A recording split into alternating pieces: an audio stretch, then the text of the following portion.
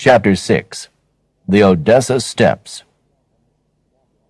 Monday morning, back at the office on East 43rd Street.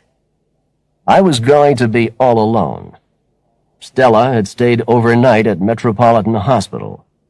Her brother had come out of surgery, but was still unconscious. It was still too early to tell whether the surgery had been a success. I was now convinced that someone wanted a convenient fall guy to take the blame for Romanov's murder. Maybe Jose had simply been unfortunate enough to be in the wrong place at the wrong time. Just a harmless guy, enjoying an evening out with his buddies. Now he was facing a murder charge. The problem was our total lack of evidence. The whole thing made me angry, but I couldn't allow that anger to affect my judgment. Meanwhile, I'd done a little research on the cross that Edie Tilden had seen on the body on Jones Beach. It was definitely Russian, the design used in the Russian Orthodox Church. It was likely that the letters on the lifeboat were also Russian. I now had photographs of Jose, Miguel, and Carlos.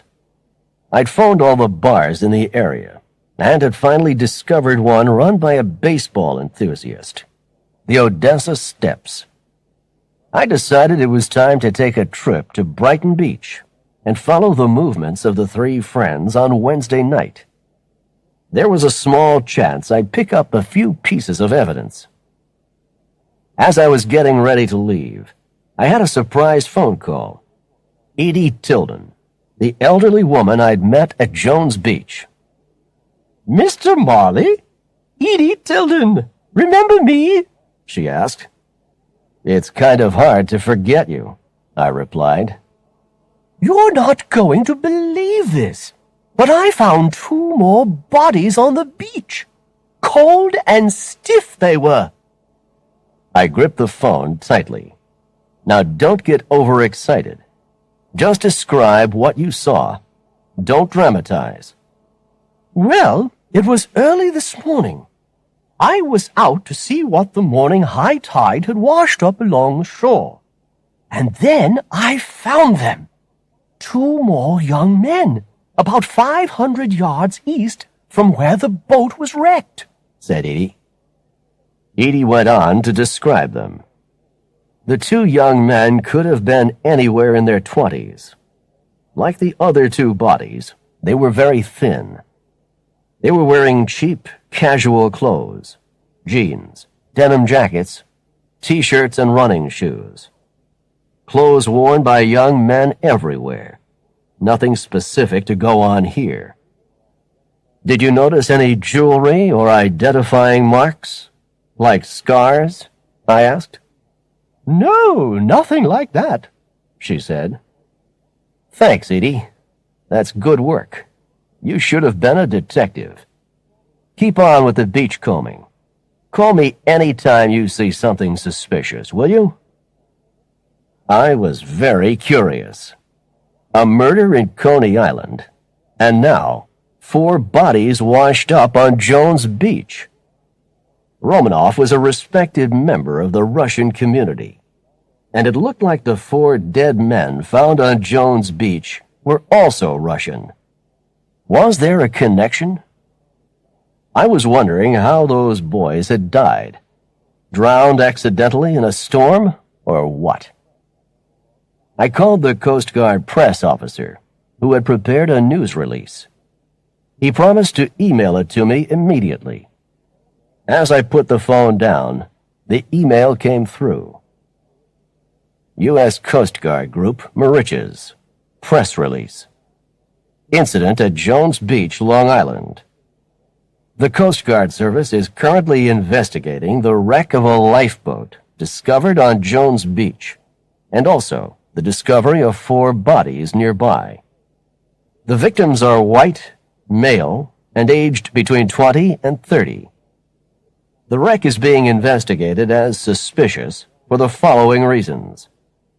No boats have been reported missing.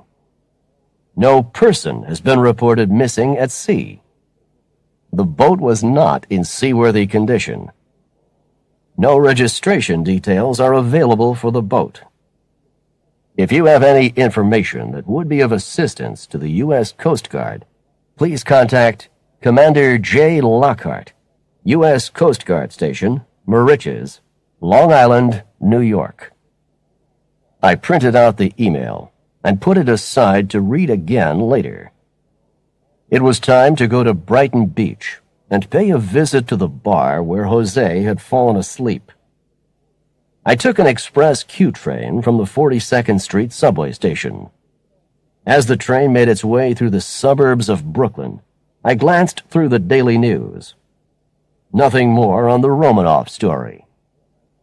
I got out at the Brighton Beach subway station and started working my way along the avenue, inquiring at bars whether Jose and his buddies might have been drinking there. It was just before noon, so the bars were still quiet. A couple of bartenders vaguely recognized the photographs, but couldn't provide me with anything useful. I finally arrived at the Odessa Steps. Inside, the walls were covered with baseball souvenirs.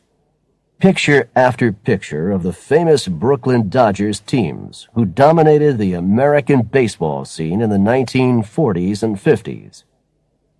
I ordered a beer and sat down to take in the atmosphere. The lunchtime crowd was arriving, and the bar was becoming noisy with Russian conversation. At the next table, one of the staff had a collection of tools on the table, and also a beautiful antique baseball bat. He was preparing to put it on the wall. "Excuse me," I said. "I'm interested in the bat. I bet it has a history. Something new for the baseball exhibition, huh?" "This bat, mister, was used in the final game of the 1955 World Series," proudly replied the bartender. "When the Brooklyn Dodgers beat the New York Yankees. It's my boss's favorite piece. He paid a fortune for it." "At today's prices, I'm sure he did," I said.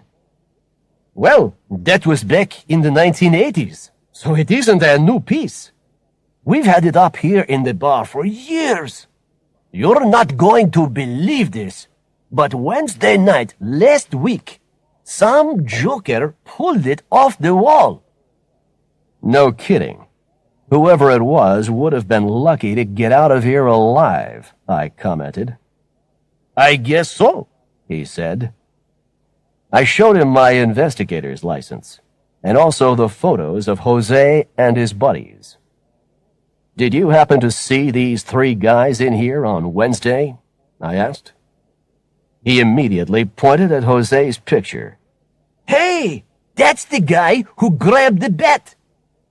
"What time was this?" "Had to be 9 o'clock. I remember because it was just before my break," the bartender replied. "What happened to this guy after he tried to take the bat?" So far, the bartender had been talkative. Now, he looked nervous and started to hesitate. I must have been on my break. Look, why don't you ask my colleague behind the bar? He'll remember." The conversation with the other bartender followed the same pattern. His memory was perfectly clear, up to the point when Jose took the bat. Mysteriously, they both suffered from total memory loss after that. Were they hiding something? Or were they scared of something? I was certain about one thing. If a stranger walked into this bar and attempted to steal one of their sports treasures, they'd be lucky to get away unharmed. Was it possible Jose received those throat and head injuries in the bar?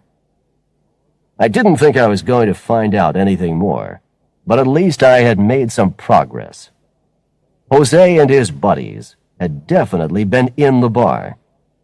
I had a time, 9 p.m., when Jose must have woken up and, in his confused state, made a grab for the bat. But why wouldn't the bartenders reveal anything more?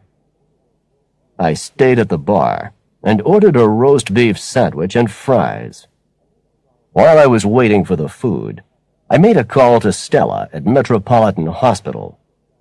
Jose was still in intensive care, slipping into a coma, a state of deep unconsciousness. "Nat," said Stella, "my mom's going to take over for me at the hospital. I'll be going home soon to get some sleep. I'm just exhausted, but I'll be at the office first thing tomorrow." "You know you don't have to if you want to keep your mom company," I said. "Nat, I'm depending on you to clear Jose's name and prove his innocence. Let's get on with this investigation. I'm going to be right there with you."